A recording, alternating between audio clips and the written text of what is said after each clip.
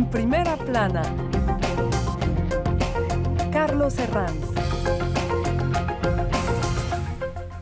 Bienvenidos en Primera Plana, un programa de Radio Francia Internacional y de France 24. Esta semana ponemos el foco en Europa. ¿Cómo será la Europa del futuro a partir de las elecciones del próximo 26 de mayo?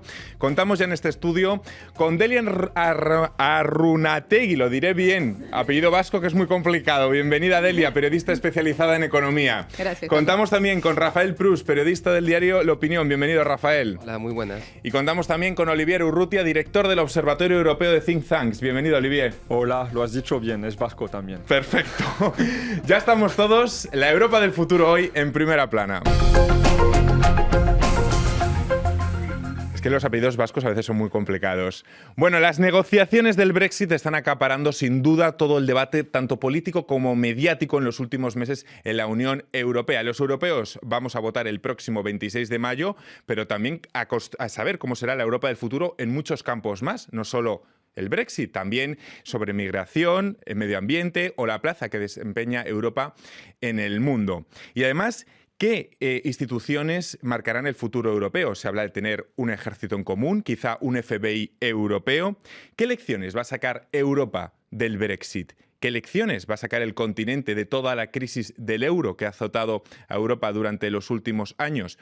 En unos instantes vamos a intentar responder a esas preguntas, pero antes repasamos algunas de las portadas de la prensa. Por ejemplo, La Croix titula en su portada "Una Europa desmembrada".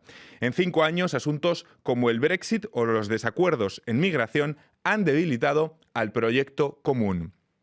El Courrier International se pregunta en una icónica portada este mismo mes si otra Europa es posible, representando a la vieja Europa como una anciana entristecida y un bebé que llora como la nueva cara de la Unión Europea. Y Político, que titula en su portada que antes de que se celebren ya las elecciones europeas, el partido ya está jugado debido al sistema de reparto de diputados por países que siempre privilegia a los grandes partidos. Bueno, Delia, tanto tiempo hablando del Brexit, no sé si el divorcio del Reino Unido de la Unión Europea ha eclipsado el proyecto común, al fin y al cabo. Totalmente lo ha eclipsado y ha retardado otros temas de suma importancia, porque se sabe que cuando uno tiene un problema, un impasse, no puede... la mente no está clara como para pensar en otras cosas. Cuando se habla de un tema, no se puede hablar de otro tema al mismo tiempo. Hasta que no se resuelva, yo creo que va a haber ese impasse que siempre va a estar acaparando la atención de la Unión Europea y también, ojo, de los ciudadanos, de la sociedad. Yo creo que habría que resolverlo, que se resuelva de la forma más rápida posible. Rafael, ¿Europa va a salir fortalecida de todo este laberinto que es el Brexit?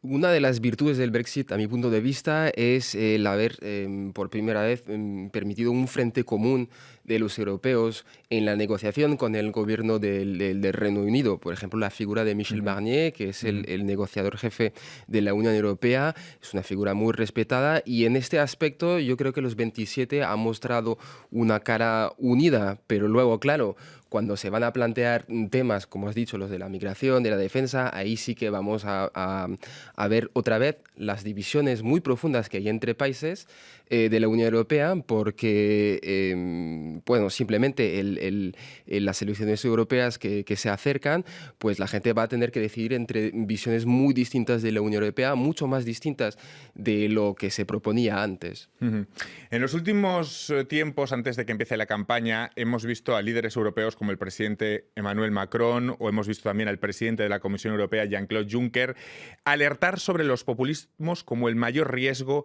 que tiene que encarar la Europa actual. No sé, Olivier, si tiene una estrategia definida Europa para luchar contra los populismos. Cuando ellos se refieren a populismos, al menos. Pues si la tienen es mala, sí, porque los populismos están creciendo en muchos países de la Unión Europea, Polonia, Rumania, Hungría, España con Vox ahora, Italia con la Liga del Norte, con Salvini, y Francia también con el Rassemblement National, el antiguo Frente Nacional.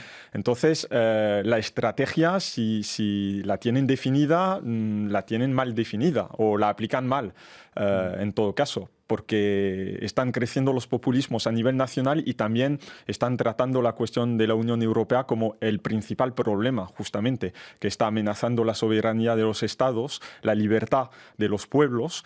Y entonces, bueno, nos estamos acercando, yo creo, a un enfrentamiento cada vez más claro entre soberanistas, nacionalistas y europeístas. Precisamente, hablando de Italia, el hombre fuerte del gobierno italiano, Matteo Salvini, lanzaba a principios del mes de abril la llamada su alianza soberanista, un intento de reagrupar a toda la extrema derecha europea de cara al próximo Parlamento Europeo. Pero no sé si es posible eso, es decir, ¿es homogeneizable toda la extrema derecha europea? Porque encontramos desde gente como Vox, muy contraria, que ha basado su discurso en el antiindependentismo catalán, a gente como los nacionalistas flamencos que apoyan a los independentistas catalanes. Es decir, ¿es homogeneizable todo lo que pretende Salvini? Yo creo que en principio no, porque esta es la primera etapa. Yo creo que en las elecciones ellos van a determinar el peso de cada partido en cada país y según los resultados, ahí van a tener o van a decidir si hacer ciertas alianzas. Los discursos son diferentes, hay partidos de extrema derecha que defienden la creencia cristiana, otros como acá en Francia la laicidad. Son temas que no son fácil de compatibles, exactamente. Yo creo que el peso político de cada partido va a ser determinante como para ceder en ciertos discursos. ¿Y qué pretendes? Sí.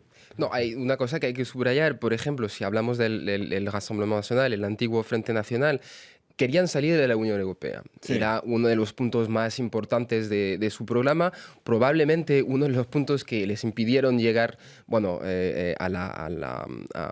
para que Marine Le Pen llegara a ser presidenta de la República, y ahora ya no quieren salir de la Unión Europea, sino que quieren hacer la Unión Europea con Salvini, con el gobierno de Austria. ¿Por qué? Porque saben que ellos están en una dinámica y ahora ven la Unión Europea como es una herramienta.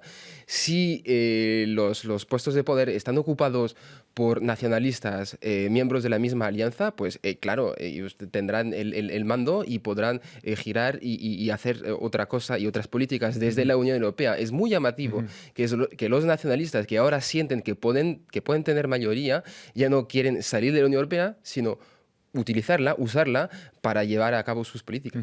Quizá el punto que tengan en común todos estos grupos, o el único puede ser, es la mano dura contra la migración. Precisamente la gestión de la migración en el Mediterráneo será uno de los problemas que más enfrenta a los socios del norte y a los socios del sur de Europa y que tenga que enfrentar la próxima Comisión Europea. Olivia. Sí, yo creo que hemos hablado de lo que distingue a esos partidos nacionalistas, que es cierto, también Salvini, por ejemplo, apoyó a los independentistas catalanes también, sí. y Santiago Abascal tuvo que hablar con Salvini para ponerse... Santiago Abascal, aclaremos, es el líder de Vox, la extrema derecha española. Sí, pero también tendríamos que hablar de lo que reúne a esos partidos nacionalistas. Y hay cosas que les reúne. Por ejemplo, enfocar la Unión Europea como un enemigo es algo que les es común.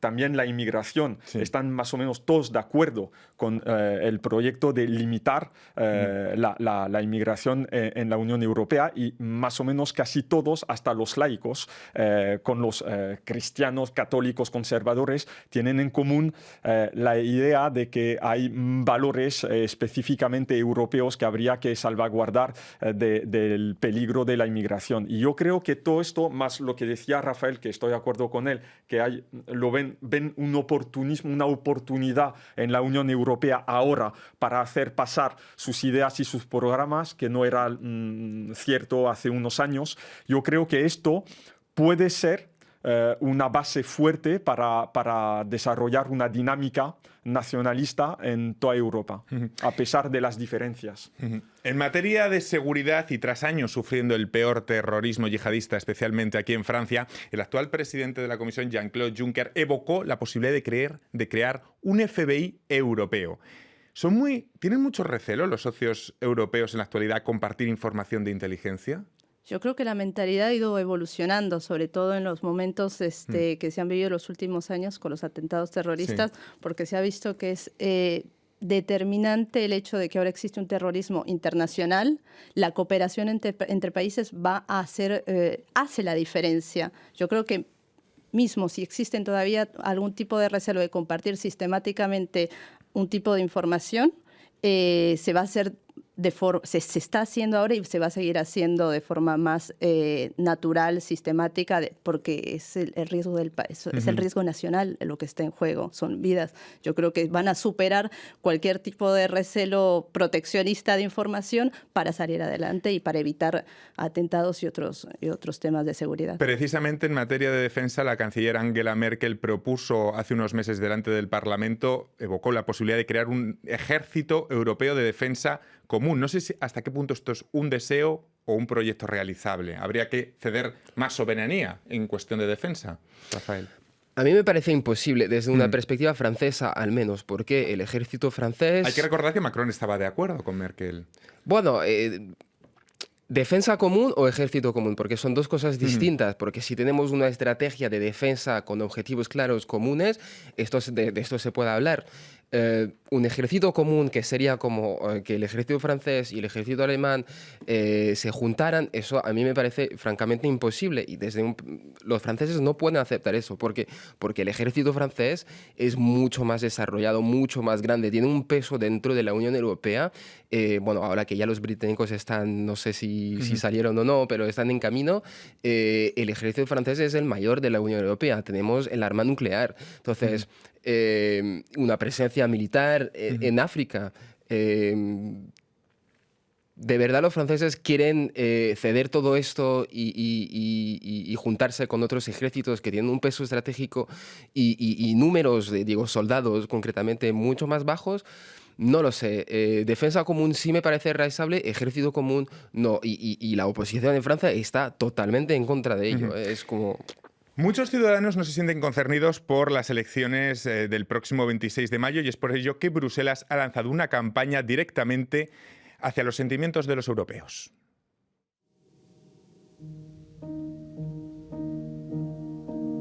Today, I'm being born. Una campaña que apela a las emociones. En un mundo tan inestable, está en nuestras manos decidir cómo será esa Europa del futuro, de los que van a nacer ahora. Olivier, ¿al ciudadano europeo le sigue costando involucrarse con el proyecto europeo? Bueno, sí. Y este videoclip lo demuestra y lo que el vocablo que acabas de utilizar, un mundo inestable. Es decir, que desde hace años la Unión Europea, para enfrentar el problema del desapego de los ciudadanos europeos hacia el proyecto, recurre a estrategias discursivas, digamos, angustiosas y culpabilizadoras. Es decir, siempre se habla de un mundo amenazante, un mundo inestable, un mundo complejo, pero nunca se habla de por qué queremos estar juntos, pero ¿por qué desde una perspectiva positiva? ¿Para hacer qué? Ahora lo único que se vende es solos vamos a desaparecer. Obviamente no creo que sea suficiente como para, ¿sabes? La estrategia de la amenaza nunca es suficiente como para, digamos, juntar a la gente. Vamos a despedir en este punto a los telespectadores de Francia 24. Nosotros continuamos aquí en Primera Plana.